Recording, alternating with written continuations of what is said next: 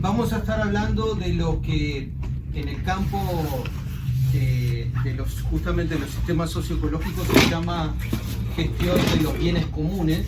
Vamos a ver de qué estamos hablando y vamos a ver que sobre todo cuando estamos analizando los grandes desafíos de la gestión hay problemas que son muy persistentes, es decir, le estamos dando vuelta, encontrarle una forma de resolver la sostenibilidad de la gestión de bienes comunes de hace mucho tiempo y bueno, todavía están sobre la mesa con muchos ensayos, la gran mayoría fracasos y pocos éxitos, y vamos a tratar de entender por qué. Luego, en esta exposición vamos a ver algunos desafíos que vienen asociados a las escalas espaciales de los procesos y sobre todo aquellos grandes problemas que son globales, y bueno, eso también por la escala plantea desafíos muy interesantes. Y cerramos entonces con qué implicancias tiene eso y qué perspectivas desde el campo de la geopolítica. Voy a tomar una línea de tiempo que muy arbitrariamente empieza en 1967 y llega hasta, digamos, 2009, 2010, y voy a tomar algunos hitos porque me parecen muy relevantes para entender, digamos, el foco principal de la charla, ¿no?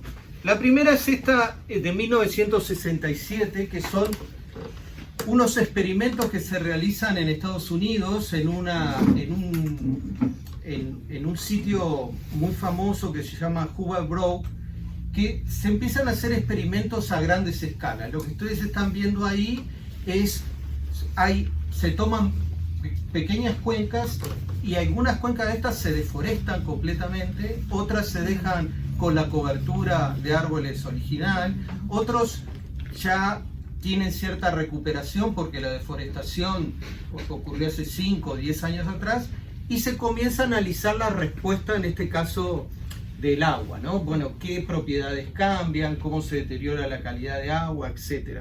Eso es 1967, pero aquí aparece una novedad, y es que cuando queremos analizar determinados bienes y servicios que provee la naturaleza, como por ejemplo el suministro de agua potable, hay escalas, en este caso como la cuenca hidrográfica, que nos está condicionando qué es lo que pasa en ese cuerpo de agua, ¿no?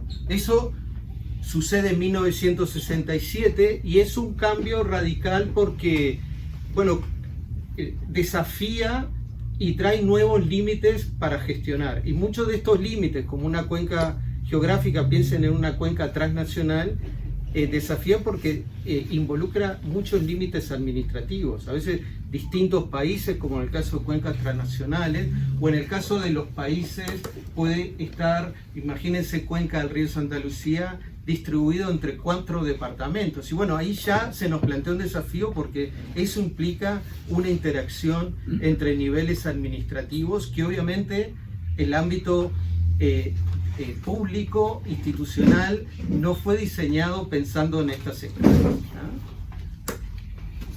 Luego hay otro, esto es 1967, 1968 hay un aporte fundamental, seguramente algunos de ustedes lo han leído, que tiene que ver con este trabajo de Harding de 1968 que se denomina la tragedia de los bienes comunes, ¿no? Este es un análisis muy importante porque hace una reflexión de que hay una serie de bienes comunes en la naturaleza, pero él se estaba refiriendo a bienes comunes en una ciudad, como por ejemplo el transporte, el subte, etcétera, que muchas veces las personas tienen unos patrones de cuidado que no tienen nada que ver con los patrones de cuidado en su casa o de sus bienes, ¿no? Y Harding lo que plantea es que esos bienes comunes, más allá que estén en el dominio público o privado, cuando no tienen la asignación de alguien responsable que cuide de ellos, generalmente se utiliza de forma no sostenible. Lo utilizaban en infraestructura de la ciudad, pero un caso muy paradigmático era los campos de pastoreo comunes, ¿no? Cuando muchas veces se llegaba al sobrepastoreo porque, bueno, cada uno trataba de obtener el máximo posible sin tener en cuenta la sostenibilidad en el tiempo. ¿Tá? Esto fue un hito muy grande porque en definitiva estaba describiendo una cantidad de desafíos, pero al mismo tiempo surge en los siguientes años, estamos hablando de los años 70, los aportes del matrimonio Ostrom, Elinor y Vincent. Elinor fue en el 2009 Premio Nobel de Economía, fue la primera mujer Premio Nobel en Economía. Ella viene del campo justamente del análisis de la economía, pero que tiene que ver con la gestión de bienes comunes, y lo motivó mucho el trabajo de Harding. Y lo que ella le llamó la atención es que, si bien es cierto lo que sostiene Harding, también es cierto que hay muchas sociedades que hacen un uso sostenible de bosques, de pastizales, de agua para riego, etcétera, y han encontrado formas a lo largo de siglos de utilizar ese recurso y mantenerlo en el tiempo. Entonces, aquí aparece todo un campo de pensamiento que tienes ahora, muy famosa, que es la gobernanza, el gobierno de los bienes comunes, ¿ah? Donde, digamos, son interacciones muy complejas porque involucran tanto actores privados como públicos, y bueno, esto estamos hablando de la década de los 70. Y luego hay otro aporte muy interesante también del campo de la economía, que es Olson, 1965, que Olson hace una reflexión que les vamos a traer varias veces en esta exposición. Él dice, bueno, cuando tenemos un grupo de individuos, para que el accionar de esos individuos lleve a un mayor bienestar de todos, solo ocurren dos situaciones, ¿no? Él dice que ese grupo de individuos sea muy pequeño, muy limitado, o si el grupo es muy grande, fíjense lo que establece Olson. Dice, las acciones de los individuos tienen que ser observables por todos, y cuando una de esas acciones conspira contra el bienestar de todo el grupo, tiene que existir algún mecanismo de coerción. ¿Ah? Luego vamos a bajar a tierra qué significa esto, porque tiene muchos impactos en lo que es el multilateralismo y qué estrategias tiene de efectivamente poner en práctica muchos acuerdos, piensen en el Acuerdo de París, o etc. ¿Ah? Hay otros hitos que son muy interesantes, que los vamos a pasar muy rápido, pero por ejemplo la Conferencia de Estocolmo en 1972, que hace poco se cumplió 50 años, es un hito central, ¿no? Que incluso tiene una figura en la construcción de esa conferencia y en la redacción de los principales mensajes, una contribución de alguien de Uruguay muy destacado, que fue Enrique Iglesias. Muy desconocido el aporte de Iglesias en esta conferencia, pero aquí básicamente hay un cuestionamiento sobre el desarrollo, ¿viste? Y es un cuestionamiento que tiene dos lecturas. Un cuestionamiento de que, bueno, hay una parte del mundo que está recorriendo exitosamente nuevas alternativas de desarrollo. De hecho, la nomenclatura decía países en desarrollo y países en vías de desarrollo, pero incluso el primer mundo tiene un cuestionamiento que es que, bueno, ese desarrollo tiene una cantidad de externalidades negativas, y básicamente muchas de esas externalidades estaban vinculados con problemas ambientales. Piensen nomás en el centro de Europa. Uno, por ejemplo, hoy día puede pasear en las orillas del Rin, pero en estos años 70 uno no podía acercarse al Rin, pero a varios kilómetros, porque era algo nauseabundo. Todo el sistema de saneamiento iba a parar al Rin, como tantos grandes ríos, sin tratamiento ni nada. Entonces, la Conferencia de Estocolmo es muy importante porque es una reflexión sobre esas dos grandes dimensiones. Bueno, hay un desarrollo totalmente no equitativo a nivel global, y aparte aquellos que están desarrollándose tienen una serie de externalidades muy negativas. Luego hay otro hito muy importante, seguramente lo recordarán, que es la Conferencia de Río 1992, donde, bueno, por primera vez se comienza a generar acuerdos globales porque nos damos cuenta que estamos perdiendo una cantidad de especies a un ritmo muy acelerado, como pocas veces se puede registrar en la historia de la Tierra, incluso asociado a grandes cataclismos. Y bueno, este es el primer intento de decir, bueno, tenemos que revertir este fenómeno. Y luego tenemos un par más que les quiero nombrar. En el año 2005 emerge, esto siempre a nivel global, lo que se llamó la evaluación del milenio. Muchos autores sostienen o designan este aporte como la reconexión con la biosfera. ¿Qué quiere decir eso? Este es un aporte trascendental porque lo que demuestra es que efectivamente el desarrollo en gran medida está asociado al uso de una cantidad de bienes y servicios que provee la naturaleza, pero que no se incorporan como tal en los procesos de análisis económico o en la planificación productiva o del desarrollo. Y este libro llama la atención sobre esto y bueno, aparece conceptos nuevos como servicios ecosistémicos, etc. Pero básicamente lo que tenemos es una interpelación de cómo estamos tomando las decisiones y sobre todo dando por sentado que esos bienes y servicios que sostienen nuestro desarrollo y que lo proveen la naturaleza van a estar siempre. Y bueno, lo que sabemos que no van a estar siempre si lo seguimos utilizando de esa manera. Y por último quiero terminar con esto del 2009, que es cuando aparece la primera publicación que ha tenido varias actualizaciones, una muy reciente, que son los límites planetarios. Los límites planetarios lo que nos muestra es que, bueno, hay una cantidad de procesos clave que sostienen la vida en el planeta tal cual lo conocemos, que hoy día hemos superado los límites de lo que observamos en la historia de la Tierra. ¿Tá? Cuando dicen, bueno, hemos perdido tanto de biodiversidad que lo estamos comparando con toda la historia de la Tierra, con sus grandes cataclismos y grandes pérdidas de biodiversidad.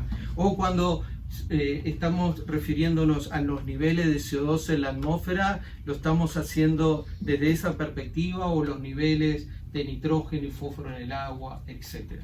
¿Ah? Y esto es importante porque es otra vuelta de tuerca que nos dice, bueno, tenemos que reconectarnos con la atmósfera, pero tenemos un problema, es que ya en algunos procesos claves que sostienen la vida como la conocemos en el planeta y por lo tanto también el bienestar humano, ya estamos fuera de los límites que en algún momento tuvo la Tierra.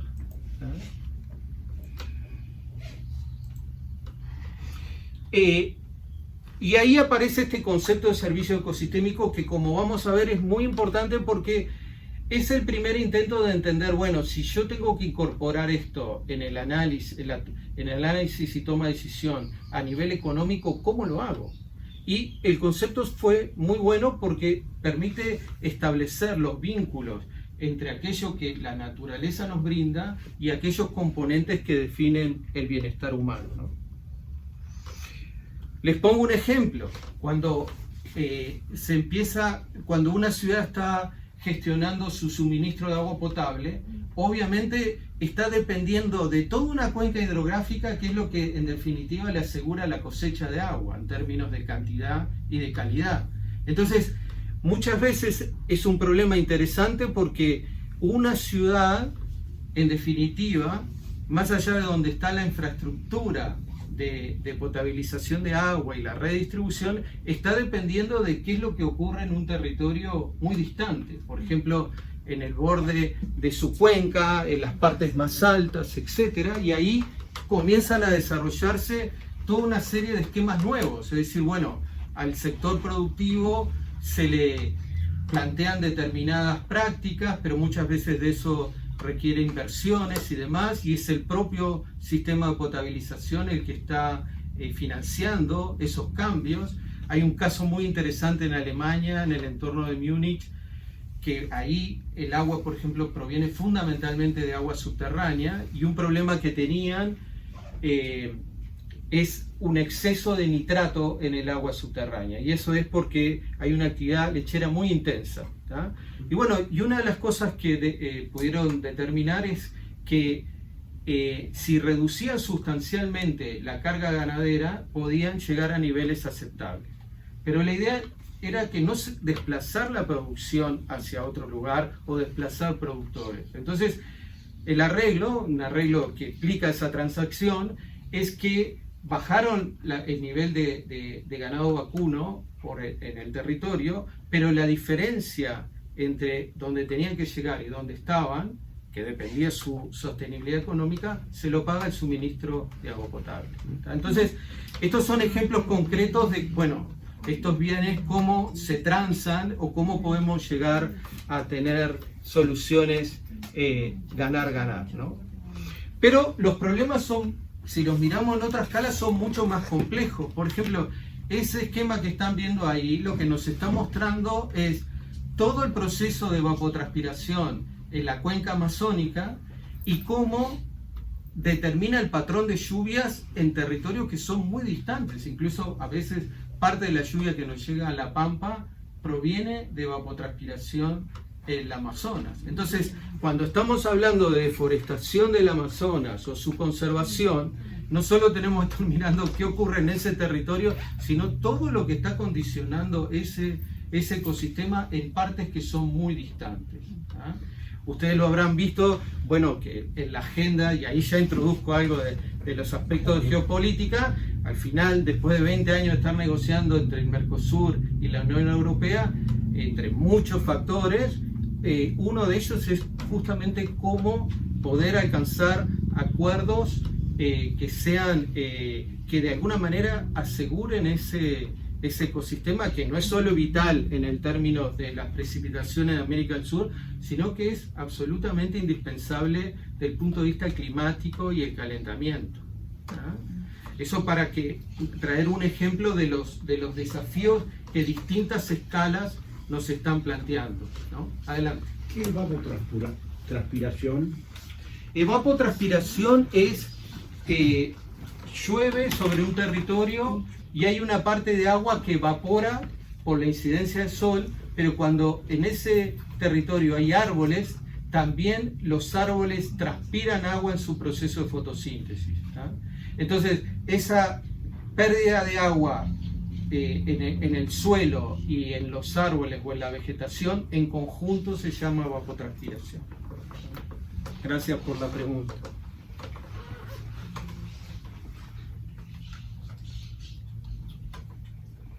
Esto es lo que estábamos hablando de los límites planetarios, como distintos procesos que tienen que ver con uso de agua dulce, biodiversidad, niveles de contaminantes, etc. Y ahí aparece en un sistema muy simple de colores, donde es que estamos bien en el verde, donde estamos en zonas peligrosas, amarillo, o que simplemente nos pasamos rojo. Una pregunta es, pero ¿cómo se construye el amarillo, el verde, el rojo? Todo esto se construye porque tenemos la habilidad de poder estudiar en largo plazo las características que tuvo la Tierra, por ejemplo, en grandes coras de hielo en la Antártida o en el Ártico, y estudiar condiciones muy específicas que deducimos de las características físico-químicas que podemos estudiar en el hielo o en testigos de sedimento en el suelo, etc. Esto tiene una base científica, si quieren después lo exploramos más en detalle, pero es un diagrama que simplifica mucha información, pero el establecer los colores amarillos, verdes o rojos no es una cuestión al azar, tiene toda una base científica atrás.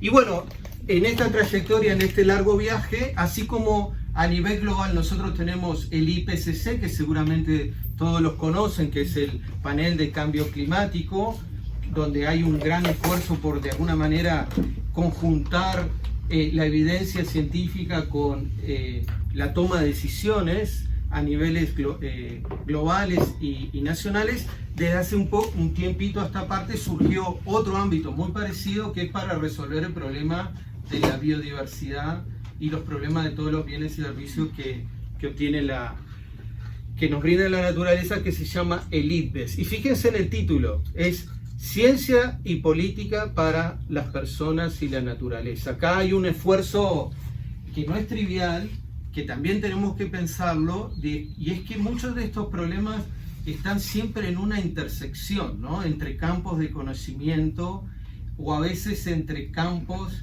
institucionales, ¿no? Porque gran parte de este problema, esto lo podemos discutir después más en profundidad, tiene una raíz que es la estructura de la educación. Y la estructura de la educación es muy fragmentada. Digamos, tenemos agrónomos, tenemos economistas, tenemos biólogos, etcétera, pero los problemas, sobre todo estos complejos, no los podemos analizar fragmentadamente. Y esa estructura fragmentada, si ustedes la analizan desde el punto de vista de diseño institucional, es lo mismo. Ministerio de Ganadería, Ministerio de Ambiente, Ministerio de Economía, etc. Entonces, tenemos un problema con estos grandes desafíos que son persistentes, es que justamente caen en una intersección, son multidimensionales y hay que mirarlo con otra lógica u otra perspectiva.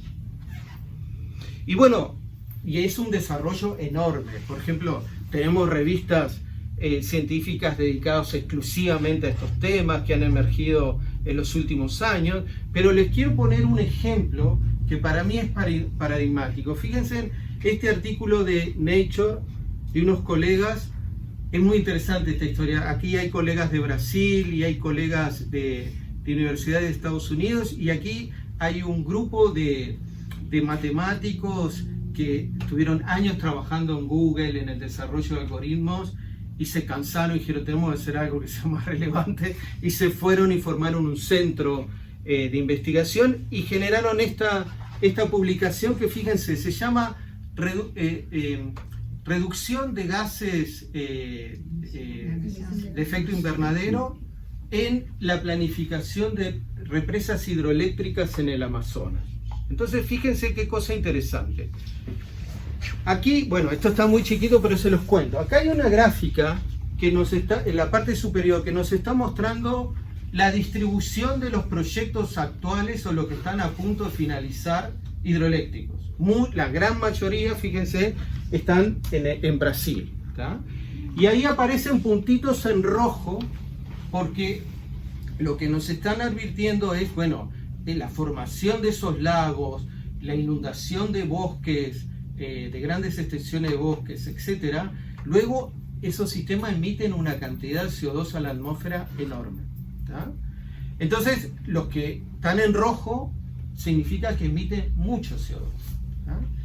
La parte inferior es una propuesta totalmente distinta, que es, bueno, tratemos de pensar cómo colocar estas represas obteniendo el mismo rendimiento energético, pero que tengan sustancialmente menos emisión de CO2.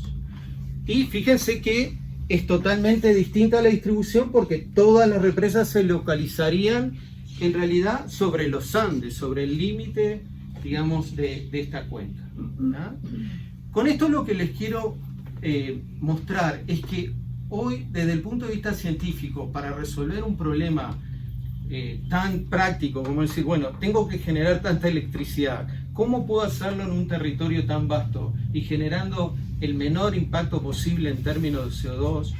Tengo formas de hacerlo. Obviamente, ustedes ya comprenden que llegar a esto es casi imposible, porque estos países, todos los que están en esa cuenca amazónica, tienen muy poca cooperación entre sí, tienen muy poca confianza. Brasil nunca va a hacer una inversión que esté exclusivamente fuera de su territorio y de su control, ¿no es cierto? Entonces, aquí hay una reflexión, digamos, más profunda, y es que muchos de los problemas que estamos navegando en realidad no son problemas de falta de conocimiento científico o de alternativas a recorrer, son problemas básicamente sociales, económicos y políticos. Exactamente. Y después otro campo que tiene un vastísimo desarrollo tiene que ver con los sistemas de gobernanza ambiental. Gobernanza en el sentido de que hay la gestión de estos temas tiene muchos actores, tiene actores públicos, institucionales, pero también tienen actores que vienen de la academia, vienen de la sociedad civil, etcétera, y los sistemas de gobernanza son cada vez más complejos, ¿no? Todos esos cambios están ocurriendo a la vez. Este es un libro muy interesante que salió en el 2002, que tiene un par de mensajes que voy a leer. Fíjense, la solución a los problemas ambientales nunca podrá ser exclusivamente científico o tecnológico. Los problemas ambientales son ante todo problemas sociales, ¿verdad? Y la clave en los problemas y conflictos ambientales en última instancia es una confrontación entre distintos sistemas de valores y sobre todo cuál es la perspectiva de la relación hombre-naturaleza. Y básicamente hay dos grandes modos, hay muchos, ¿no? Pero dos grandes modos que es, bueno, entenderse como que la naturaleza está exclusivamente al servicio de nuestras necesidades, o por otro lado, bueno, nosotros somos parte de la naturaleza y tenemos que tratar de pensar en el conjunto, ¿verdad? Y fíjense, por eso la solución tendrá que ser también, o ante todo, política. Entender la confrontación de actores, valores e intereses que están en juego en cada caso es el punto de partida clave, ¿verdad? Y lo importante, y esto es un mensaje clave, es para justamente superar los problemas ambientales o la degradación ambiental, siempre tenemos que analizarlo en conjunto con los desafíos de la justicia social. Es decir, nosotros incluso en el tiempo reciente, y ahí estoy hablando de Uruguay, siempre hemos tenido la tendencia de analizar los desafíos sociales y ambientales separados, como si fueran posibles de gestionar por separado. Y muchas veces en el discurso hemos visto, no, pero primero resolvemos los problemas sociales y después los ambientales, como si fuera posible gestionar las cosas de forma separada, ¿verdad? Entonces, esto es el preámbulo, y ahora sí abro una serie de disparadores, y en la medida que a ustedes les parezca interesante, vayan generando sus aportes y sus reflexiones. Lo primero es que es claro que venimos en una trayectoria de insostenibilidad, pero esa insostenibilidad tenemos que analizarla en un contexto de policrisis. ¿Qué quiere decir esto? Es que tenemos un problema de insostenibilidad ambiental, pero tenemos un problema de desigualdad social como nunca lo tuvimos, una inoperancia total de la gobernanza global o del multilateralismo, ¿no es cierto? Una emergencia de conflictos bélicos extraordinarios y cada vez más graves, y además tenemos grandes conflictos que muchas veces están condicionados por acceso a recursos naturales y que probablemente, esto ya lo sabemos hace mucho tiempo, en recursos críticos, sobre todo en América del Sur, piensen todo lo vinculado al cobre, etcétera, pero ahora viene otra generación de recursos hipercríticos como el litio o la propia el agua, etcétera. Lo segundo, los desafíos ambientales y socioeconómicos, como decíamos, no pueden ser analizados ni resueltos de forma aislada, ¿ah? Y acá aparecen algunos elementos interesantes, y es que actualmente nosotros estamos navegando la transición energética. Podemos discutir si empezó en el tiempo que tenía que comenzar o arrancamos tarde, si va a ser suficiente o tenemos que ir hacia el campo de lo que se llama la geoingeniería, etc. Pero esa transición arrancó. Pero hay otra transición que en estos momentos comienza a caminar, digamos, y que en el contexto de Uruguay es absolutamente fundamental por su matriz socioeconómica, que es la transformación de los sistemas de producción de alimentos. Y aquí hay un cambio radical y que tiene que ver, ya tenemos conexiones muy claras desde la perspectiva geopolítica. Piensen nomás en las regulaciones que aprobó hace un tiempo la Unión Europea o ahora Estados Unidos y Canadá, de no comprar ningún alimento que esté originado del sistema de producción que su punto de partida ha sido la deforestación. Fíjense lo que significa eso, ¿no? En términos ganaderos significa ya no compro ganado que proviene del Amazonas o del Pantanal, etc. Esos son grandes cantidades de kilos de carne que para países como nosotros pueden representar una oportunidad, pero ahí ya vemos cómo digamos, paulatinamente el sistema empieza a tomar acciones bien concretas en todo este campo que se llaman las barreras arancelarias, ¿no? Y eso tenemos que estar atentos porque no solo involucra acceso a mercados, sino que va a involucrar, y ya lo está involucrando, valor agregado según cómo son los sistemas de producción, ¿no? Y además, en el contexto actual, está claro de que no todos los centros de mayor consumo tienen las mismas reglas, ¿no? Esto que estamos hablando recientemente de Unión Europea o Estados Unidos todavía no ingresó en la demanda del mercado chino o indio, pero nadie sabe si en el corto plazo no lo va a ingresar, ¿no? Otro aspecto importante, y eso sí es un cambio radical de los últimos años, es que tenemos una integración de las agendas globales, ¿tá? Es decir, la cooperación internacional brinda apoyo y brinda fondos, pero para atacar los problemas de forma más sistémica. ¿Qué quiere decir eso? Es que ahora los programas te plantean objetivos de reducir emisiones de CO2, de conservar la biodiversidad, de reducir problemas de desigualdad, todo al mismo tiempo, ¿tá? Y eso implica formas totalmente nuevas de trabajar, y la cooperación internacional ha marcado esa pauta por muchas razones. Una de ellas tiene que ver con una crisis económica y bueno, hay pocos fondos y hay que tratar de que rindan lo máximo posible, pero también porque hay una comprensión de los vínculos de cada uno de estas dimensiones y que efectivamente hay estrategias que permiten atacar varios problemas al mismo tiempo. Y vuelvo a Olson, a estos principios para cerrar esta presentación. Fíjense en el caso B, lo voy a repasar. Dice que estamos hablando de un grupo mucho más grande de individuos, que las acciones de los individuos sean fácilmente observables por los demás, existiendo algún tipo de mecanismo de coerción. ¿Quién lo maneja el mecanismo? Bueno, pero bajémoslo a tierra, en términos concretos.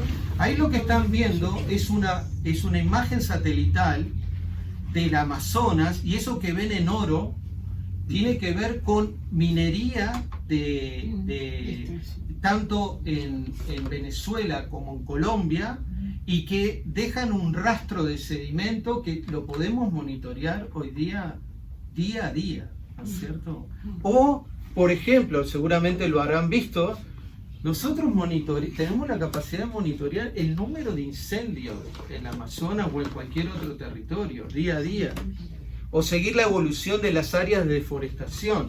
Es decir, pensando en el principio de Olson, nosotros hoy día tenemos una capacidad de observación de qué es lo que está sucediendo que nunca la tuvimos antes, ¿no? Sabemos, fíjense, en hace años, una de las áreas donde efectivamente hemos sido exitosos en revertir un problema ambiental, como fue el control de los gases que destruyen la capa de ozono, y fue muy efectivo, y hace unos años se detectó que el proceso tenía cierta reversión y estaba asociado a la vuelta de uso de los fluorocarbonos en los sistemas de refrigeración por parte de China. O sea, nosotros tenemos una capacidad de seguimiento y de observación como nunca la tuvimos. Perdón, ese último valor es la deforestación de del 2019. Finales de 2019-2020. Porque es realmente totalmente diferente, ¿no?, respecto a todo el resto.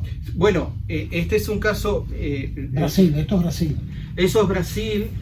Tengo la gráfica actualizada, pero es un caso muy interesante porque... Eso es por decisión política. Claro. Lo que vemos acá hay un incremento enorme, y luego hay en los años este año y pasado hay una caída muy brusca, pero esto también nos habla de la incidencia de los ciclos electorales. Exacto. En estas cosas, ¿no? Ahora, pensando en Olson, ¿cuáles son los mecanismos de coerción, ¿no? Bueno, tenemos muchos mecanismos de coerción. Si ustedes ven el Acuerdo de París, el mecanismo de coerción es reputacional. ¿Por qué? Porque el Acuerdo de París se basa sobre compromisos que fijan cada uno de los países, pero tiene que poner un sistema muy claro de cómo comprobar esos compromisos, ¿tá? Y ahí, claro, se establece, es reputacional porque cada país hace el mayor esfuerzo posible, pero después hay que cumplirlo. Y ya al fijar el esfuerzo que hace y lo pone en el contexto global, bueno, cada uno trata de hacer lo mejor que se puede. Ese es un esquema. El otro esquema es, como veíamos hace un minuto, el acceso a mercados o a créditos. El mercado, como el caso que les mencionaba de sistemas productivos que se generan por deforestación, pero de créditos, incluso Uruguay es un país pionero en ese sentido, en tomar deuda externa, pero que tienen compromisos ambientales como determinadas metas de emisiones de CO2. ¿Ah? Y aquí está el centro del mecanismo de coerción. Fundamentalmente se va a avanzar en función del acceso al crédito. Los países que de alguna manera no están atacando estos problemas o no cumplen los acuerdos globales, el mecanismo de coerción va a ser el acceso al crédito. Y obviamente hay otros elementos de incentivos económicos. Y por último, cierro con esto y ya abrimos el intercambio, no tenemos que perder de vista que, bueno, lamentablemente entramos en un escenario en lo que muchos colegas de ciencia política llaman, estamos en una nueva guerra fría, ¿no es cierto? Y eso significa que es un mundo muy multipolar, con varios centros de poder y que cada uno tiene agendas distintas, y es muy claro eso en las agendas ambientales y de sostenibilidad global, ¿no? Y eso también es un elemento que hay que tener en cuenta, y sobre todo para un país agroexportador como Uruguay, tiene que, además de toda la fluctuación de precios, la variabilidad de cuánto llueve, etcétera, hay que estar entendiendo cómo juegan estos centros de poder y su correlato en el consumo. Dejo por aquí y abrimos un espacio de intercambio, ¿les parece? Muy bien. Adelante. ¿Cuál es el organismo que define de manera independiente, así por ejemplo, el nivel de deforestación de una área? Porque cada gobierno se defiende, dice yo no hice nada, otro dice que sí. ¿Quién define de una manera creíble eso? Bueno, si tomemos el caso más claro en la materia y que hoy día es objeto de definición de muchas estrategias, en el caso del Amazonas, ¿no? El caso del Amazonas, más allá de ese mecanismo de coerción, decir, bueno, yo no voy a comprar carne o cualquier grano que se origine del sistema que se han deforestado. Hoy día la principal negociación es encontrar un mecanismo para que, bueno, Brasil conserve, que es el principal territorio de ese bioma, de ese ecosistema, conserve el Amazonas, pero tiene que recibir una compensación económica del resto de los países. Y es ahí donde está centrado la discusión. Y yo creo que llegó el momento que van a llegar a un acuerdo, porque el tema es que las señales de cambio climático ya son muy evidentes, y son muy evidentes los perjuicios económicos que tiene. ¿Quién define que puede? No, eso se define fundamentalmente a nivel de Naciones Unidas. ¿Hay un organismo específico de Naciones Unidas para el sistema global? Bueno, Naciones Unidas tiene estas plataformas como el IPCC o el IPBES, que, digamos, son construcciones realmente muy necesarias, porque de alguna manera se logra conectar la generación y la evidencia científica con la decisión política, es decir, bueno, vamos por acá, vamos por allá, pero lo estamos haciendo sobre una cierta base científica. Lo que es claro es que cuesta mucho llegar a acuerdos. Pensemos en el cambio climático, la disputa entre los países que, digamos, en vías de desarrollo y que quieren alcanzar el mismo bienestar de los países desarrollados, pero no lo pueden hacer si no están utilizando fuentes de energía muy contaminantes. Piensen en el caso de India y los trabajos... ¿Cuán lejos está India de la Unión Europea o de Estados Unidos? O por ejemplo, para la India, gran parte de sus grandes desafíos ha sido, bueno, tengo una demanda de generación de energía creciente y la puedo ahorrar solo con centrales a carbón. Bueno, ha habido un esfuerzo muy grande para que eso sea el menor número posible.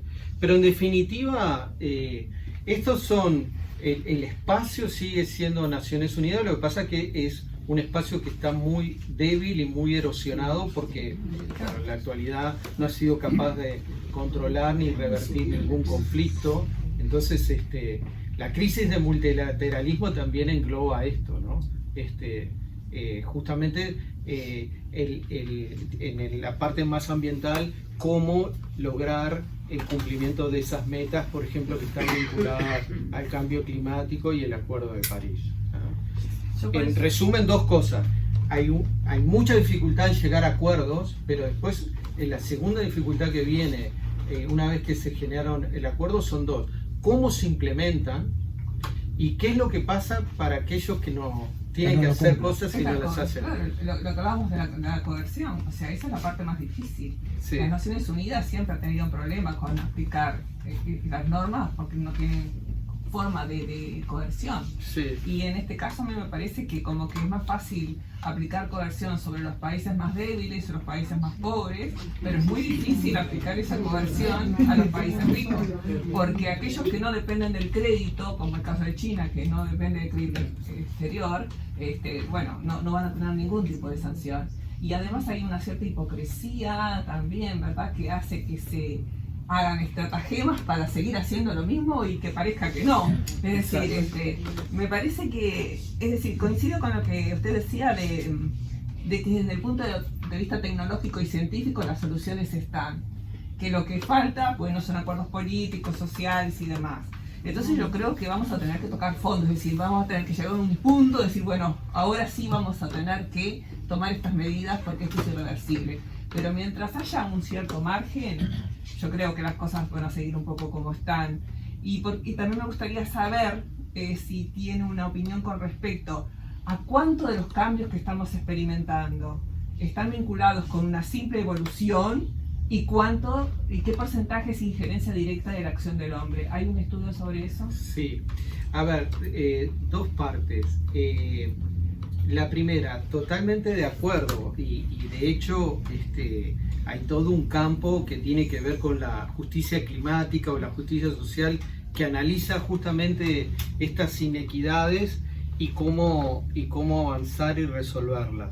Ahí hay un punto central que tenemos que ser conscientes. Los grandes cambios están asociados a grandes crisis. Si no hay una dinámica de crisis, no hay cambios. ¿Tá?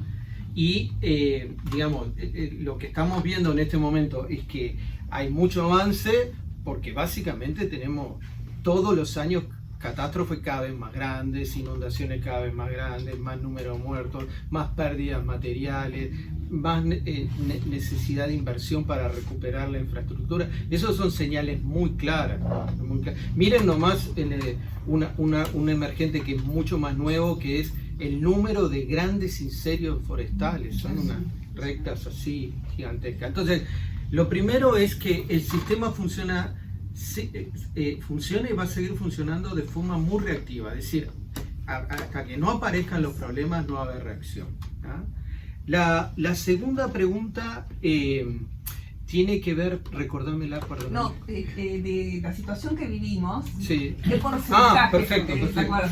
Mira, es muy fácil de responderla, porque si la variabilidad climática del planeta obedece a muchos factores, pero algunos de ellos son muy conocidos de hace mucho tiempo y tienen que ver con todas las modificaciones de la órbita alrededor del Sol, las modificaciones en la inclinación del eje de la Tierra, etc.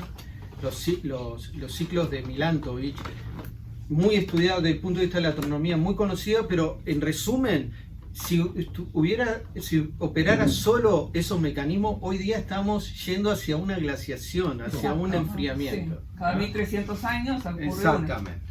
Estaríamos yendo hacia una época cada vez más fría, más cálida. ¿Por qué no estamos yendo a eso? Bueno, porque básicamente se aumentó considerablemente el CO2 y también el metano, y gran parte del calor que llega a la Tierra y se refleja sobre su superficie queda atrapada en la atmósfera.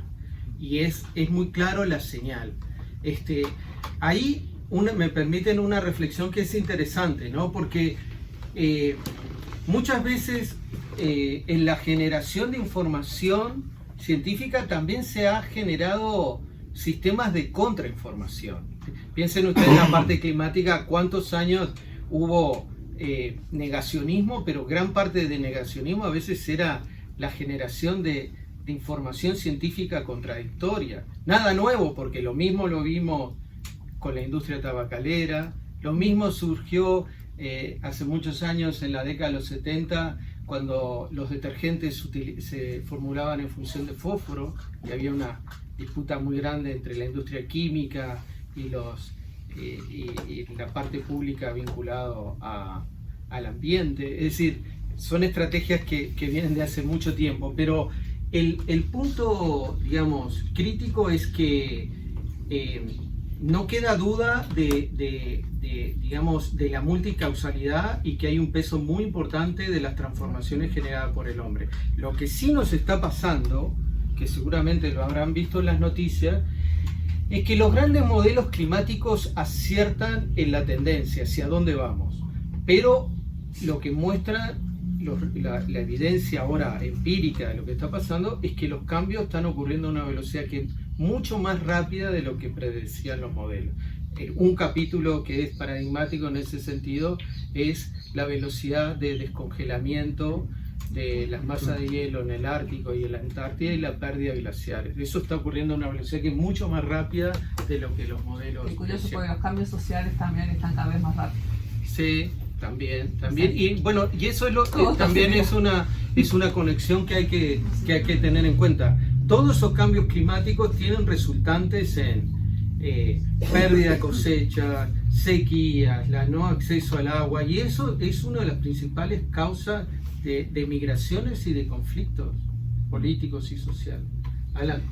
Tratando de asociar un poco la geopolítica con las cosas que la humanidad ha necesitado.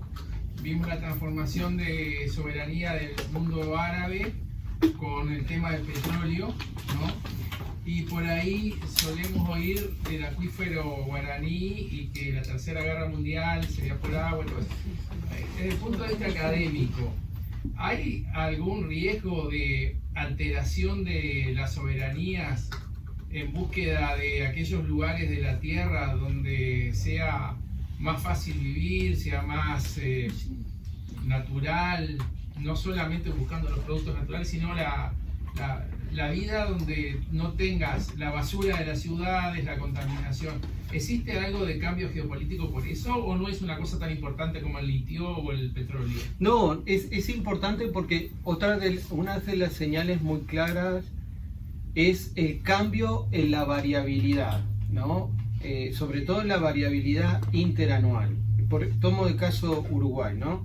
Uruguay tiene señales muy fuertes, pero básicamente, si lo tenemos que traducir de forma muy simple, lo que está ocurriendo es que los años lluviosos son cada vez más lluviosos y los secos son cada vez más secos, ¿no? Entonces, el problema es que en ese incremento de la variabilidad hay regiones que se quedan sin agua, o en el periodo de lluvias pierden mucha infraestructura, pero sobre todo cuando se quedan sin agua, ahí aparecen migraciones o la necesidad de utilizar recursos que de repente están fuera de su territorio, ¿no? Y eso va a ser una fuente de conflictos, sin lugar a dudas. Yo creo que, por ejemplo, en el caso nuestro, y sobre todo de la región, pensando en las grandes cuencas, piensen en el Paraná o en el río Uruguay, o mismo la red de cursos de agua del Uruguay, en realidad a nivel global son territorios muy bendecidos en términos de agua, ¿no? Y bueno, no solo de agua superficial, sino subterránea.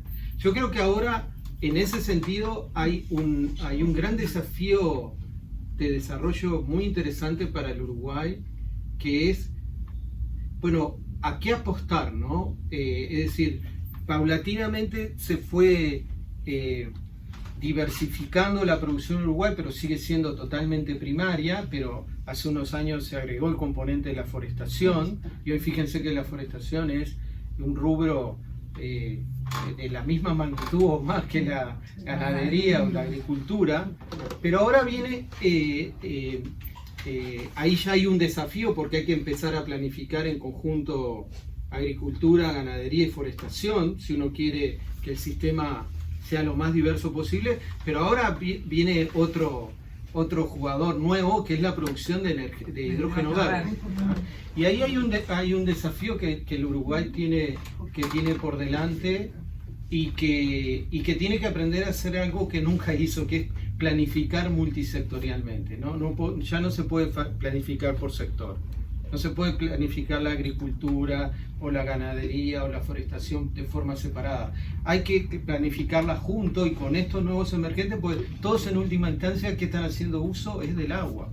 De muchos recursos, pero están haciendo uso del agua. Y ese uso no llega un momento que supera la capacidad de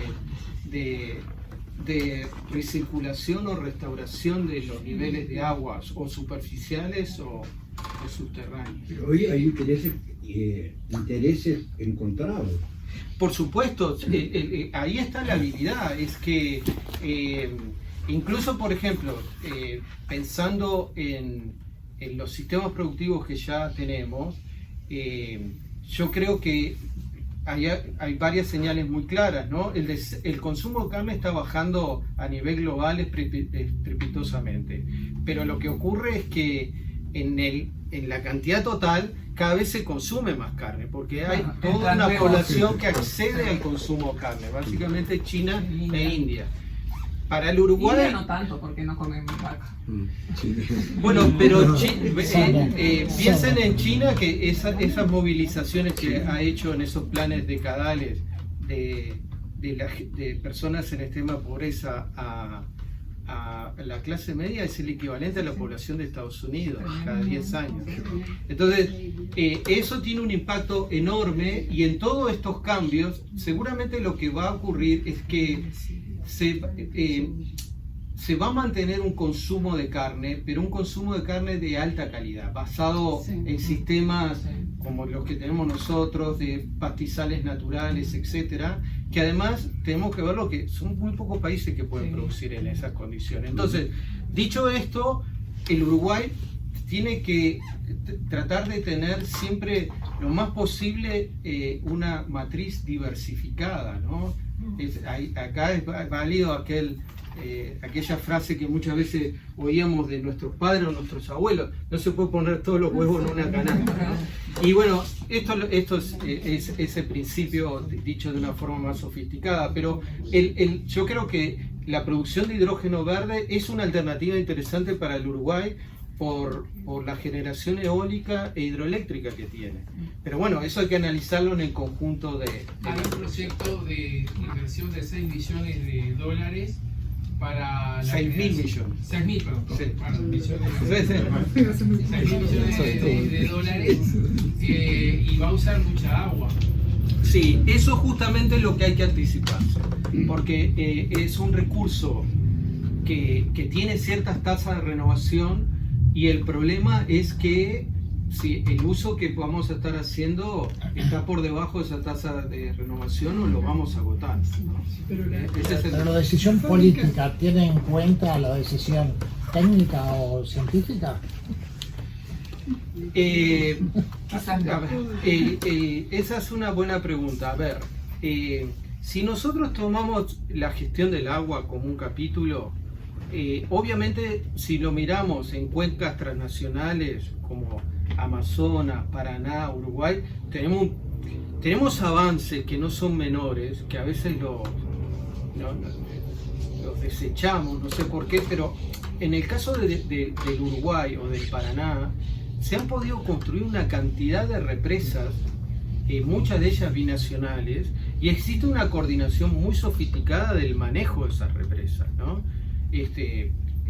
No solo en términos de requerimientos energéticos, sino, por ejemplo, evitar catástrofes, grandes inundaciones. Bueno, eso ha sido una construcción varias décadas es importante. Lo que ocurre es que fuera de eso no hemos sabido resolver ningún otro desafío. Es decir, en cualquiera de esos ríos, casi todas las ciudades no tienen sistemas de tratamiento de sus aguas residuales o lo tienen muy limitados.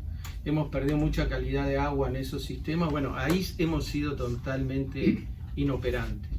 Pero si bajamos la escala de Uruguay, Uruguay ha tenido cambios muy grandes a partir de la reforma del 2004, ¿no? Esto es interesante porque cada vez que se le pregunta a las personas qué votó en el 2004, en el último... Sobre todo en la región Maldonado. Maldonado, ¿no? Sí, cuando se le pregunta a las personas qué votó en el 2004, todo el mundo dice, bueno, yo lo que voté es que el suministro de agua potable quede en el dominio público. Sí. Pero lo que estaba votando, además de eso, fue un cambio radical en cómo se gestiona el agua. Claro, es la letra chica. Se votó un cambio muy radical en el sentido de que, bueno, la gestión del agua ahora se hace en forma integrada. Eso significa que se crean espacios donde los distintos ministerios tienen que interactuar. En esos espacios, como son las comisiones de cuenca, también tienen que participar actores de la academia y de la sociedad civil, ¿tá? Desde el punto de vista de la gestión es un salto enorme. Fíjense una cosa interesante, ¿no?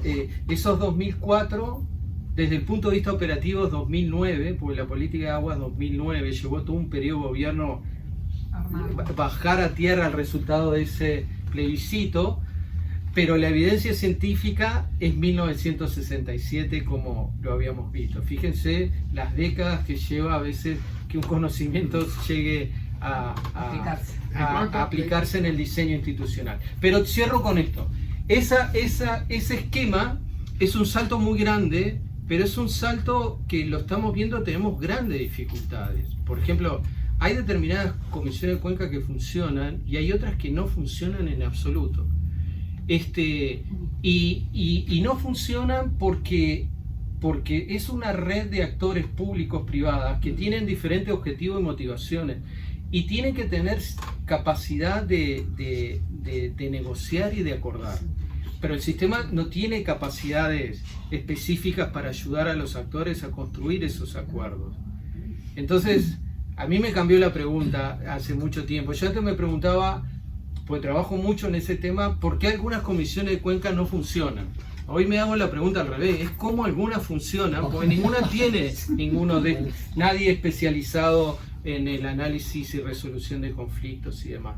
Pero hoy tenemos un desafío que es bien interesante, y cierro con esto y te doy la palabra, es que en ese ejemplo, como en el caso del ordenamiento territorial, la brecha entre el marco legal y jurídico y lo que pasa en la realidad es un abismo.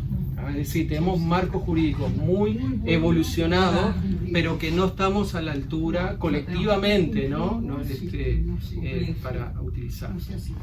No, era una pregunta. ¿Quién controlaba la utilización del agua por parte de la procesadora de celulosa en ese país?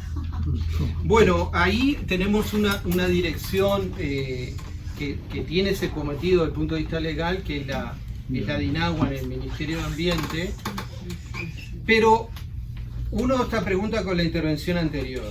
El sistema uruguayo que entra dentro de este marco que se llama manejo integrado y que es un esquema incluso participativo porque los usuarios y la sociedad civil tienen un espacio, es un sistema no vinculante. Es decir, todo lo que se acuerde en una comisión de cuenca, en un consejo regional, no obliga a un ministerio o a nivel departamental a implementarlo. Es un sistema que funciona por el mecanismo que se denomina control social. Lo que ocurre en este momento es que el control social no opera. ¿Por qué no opera? Porque nadie sabe cuál es la agenda de trabajo de estos espacios, qué acordaron, de lo que acordaron, qué fue lo que se implementó.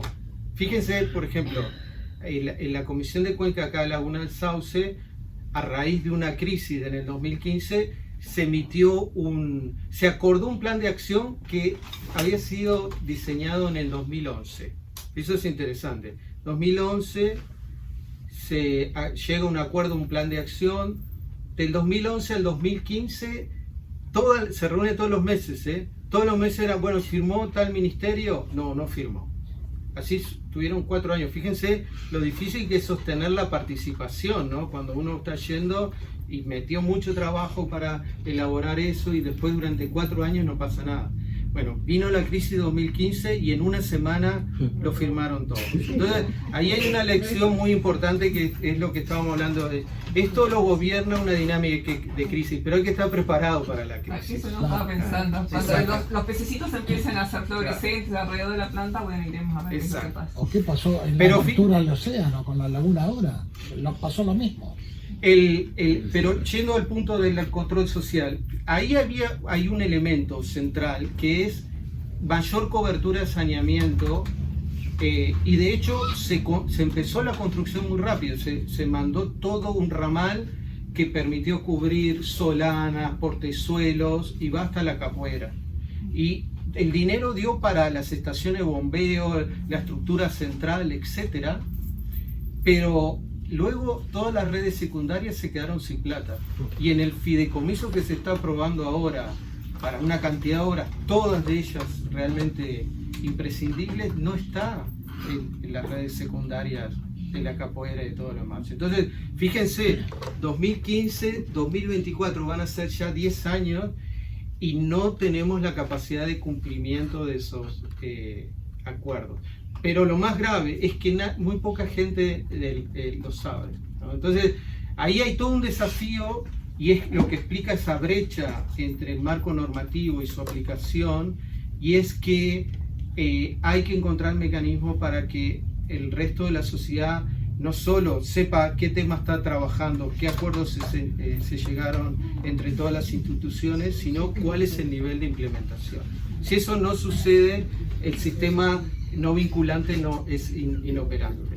También yo creo que a nivel global está pasando que como que todo lo referido al ambiental está siendo como una causa para determinadas ideologías, y por oposición otras ideologías están en la vereda de enfrente. No sé si soy clara con Lo que hay es un cambio. Una identificación, digamos, que no es buena, me parece, ¿no? Lo que hay es un cambio muy grande en el sistema de valores, y sobre todo cómo entendemos la relación hombre-naturaleza. Ahí hay un cambio muy grande. Acá en este departamento están ocurriendo cambios muy grandes. Si lo vemos en los temas de nuevos desarrollos inmobiliarios, y sobre todo en ciertos puntos que se entienden muy emblemáticos o bienes comunes, pero ahí es muy interesante porque el disparador de eso en definitiva es un conflicto sobre lo que la gente entiende espacios públicos, y sobre todo la costa, ¿no? Digo, lo que entiende espacio público porque hay cosas que son realmente espacios públicos desde el punto de vista de quién es el dueño del terreno, pero hay otros espacios que la gente lo entiende como público, propios, pero están dentro del dominio privado. Hay otro tema también que me parece que es más económico y político, con respecto, por ejemplo, barrios enteros de Punta del Este que no tienen colector. Y Maldonado es uno de los únicos departamentos en los cuales la OCE da superávit. Ese superávit de la OCE en Maldonado no se aplica para Maldonado, sino que se aplicó, por ejemplo, para un barrio entero de Salto. Entonces, la distribución económica es lo que está fallando también. O sea, acá no hay una relación entre lo que es ganancia de lo que es después invertirla en el propio departamento. O sea, es como aislado. O sea, la OCE agarra de Maldonado y la aplica en Salto. Porque OCE es nacional. Bueno, pero hay toda una caja común y de ahí listo. Claro, pero lo que genera Maldonado debería de ser. Sí. A ver, ese es un tema bien interesante, ¿no? Que incluso yo creo que tiene que ser un objeto de análisis cuidadoso, porque está bien, es un servicio superavitario, pero miren que no hay recursos ni siquiera para darle a la gente que está en el territorio del Ministerio de Ambiente, ni siquiera tiene un vehículo. O sea, no tenemos para financiar nada. Pero cuidado, ahí para mí hay un problema de base, y es que la OCE en la escala nacional tiene un montón de subsidios cruzados.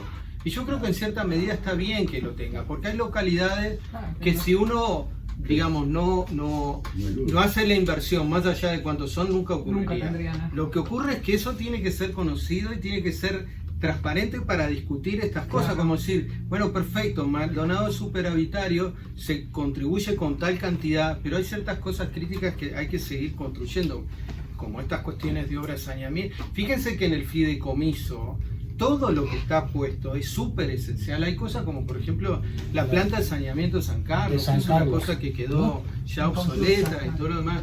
Pero yo creo que hay que hacer digamos, hay que repensar esto de la capoeira y todo ese sector que incluye, también incluye Hotel del Lago, ahí en el sur de Laguna Sur.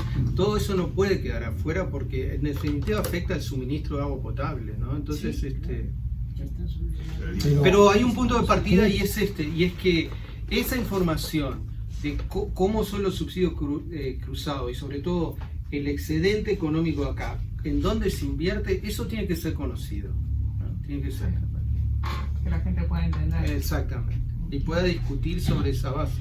Es decir, perfecto, se colabora con el resto del país, pero hay ciertas cosas básicas que tenemos que asegurar. Y se puede colaborar de forma muy relevante, pero lo que no puede pasar es lo que nos pasó en este periodo, que ahora para esas obras hay que hacer un fideicomiso. Eso se votaron 50 millones que no va a dar para nada, porque ni siquiera da para el desagüe de San Carlos. No da. ¿Quién lo va a hacer, el fideicomiso? ¿OCE o la Intendencia? Lo hace OCE UGD. Ah, sí. Gracias.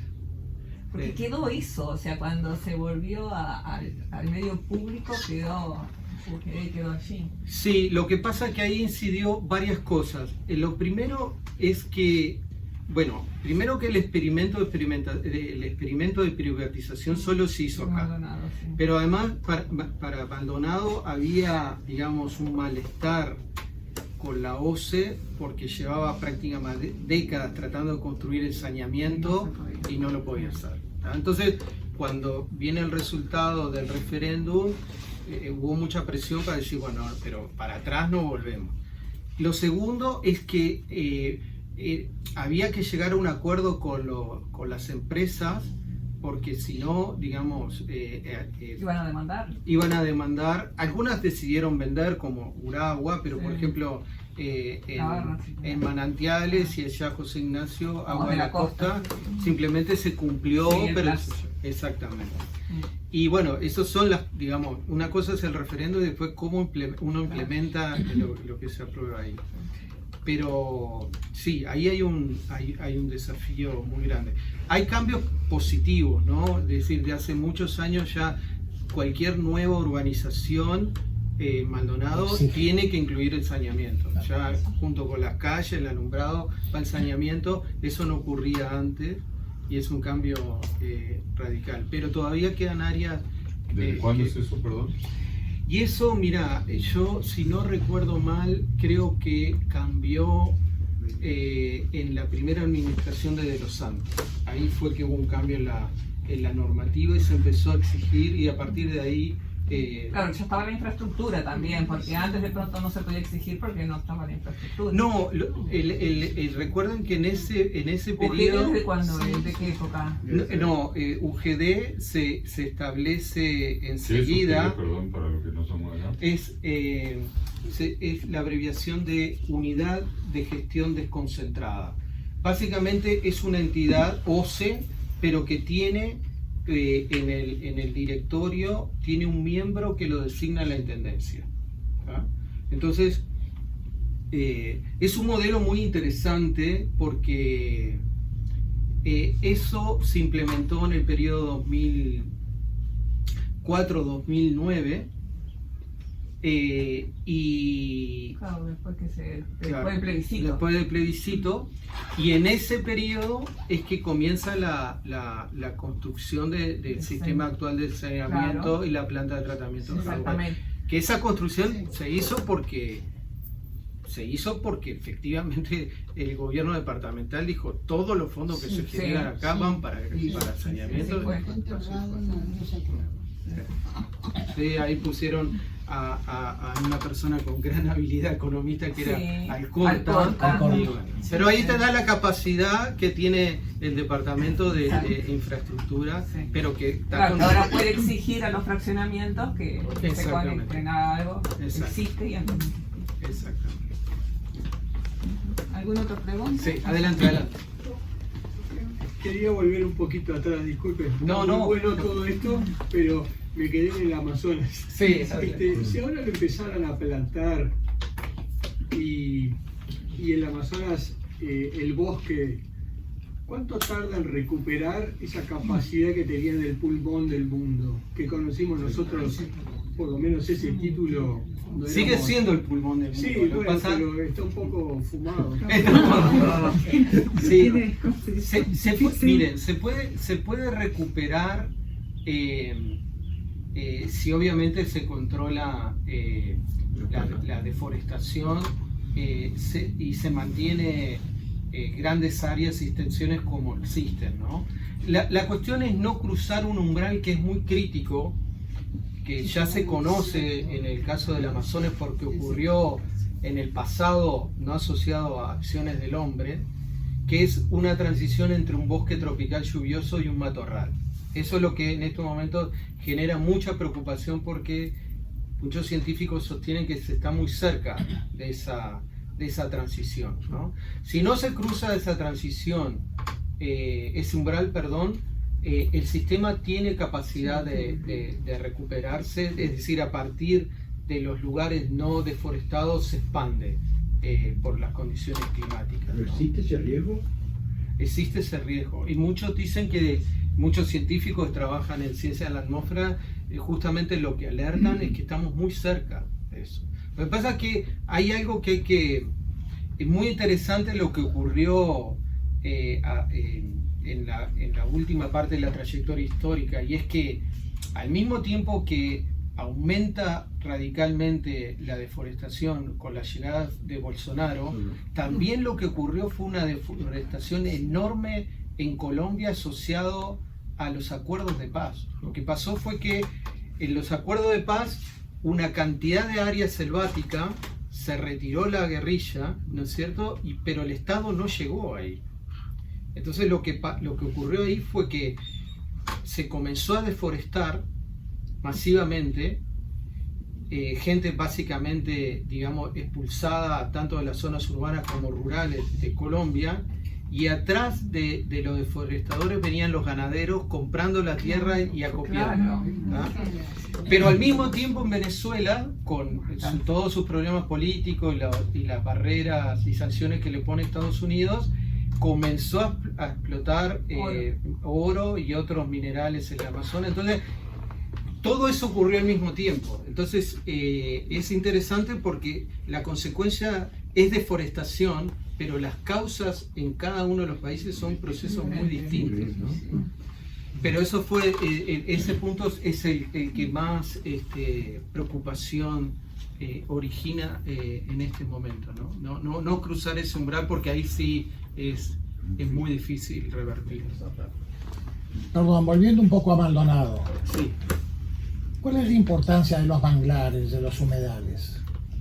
Bueno, primero los humedales son un tipo, los manglares son un tipo de humedales, Sí. pero los manglares son humedales tropicales que tienen árboles, ¿no es cierto? Que lo conocemos muy bien en la zona del Caribe, zonas más Los de tropicales. acá entonces son humedales. Lo de acá, por ejemplo, todos los humedales que tenemos en el arroyo Maldonado, que son también muy diversos porque es un humedal que tiene partes hacia San Carlos de agua dulce y después tiene otras partes que son de agua salada o salobre, por lo tanto hay distintas especies. Esos son humedales, pero son de vegetación herbácea, no tienen, pueden tener algunos árboles como ceibos, etcétera, pero son más pajonales, esteros, como denomina la gente. Sí. ¿Y por qué la importancia de conservarlos?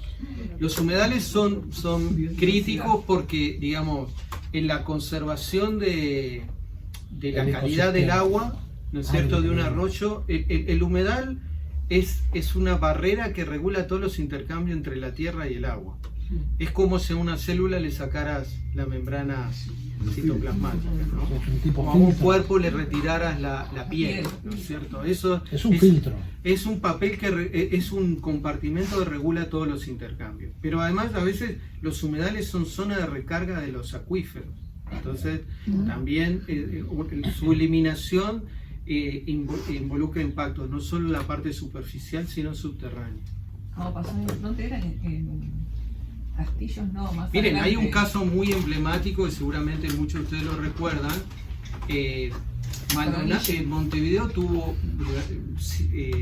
grandes carencias de saneamiento, avanzó sustancialmente en los últimos años, pero uno pasaba por Avenida Italia en el puente del Arroyo Carrasco y durante los años 60, 70 no percibía ningún problema.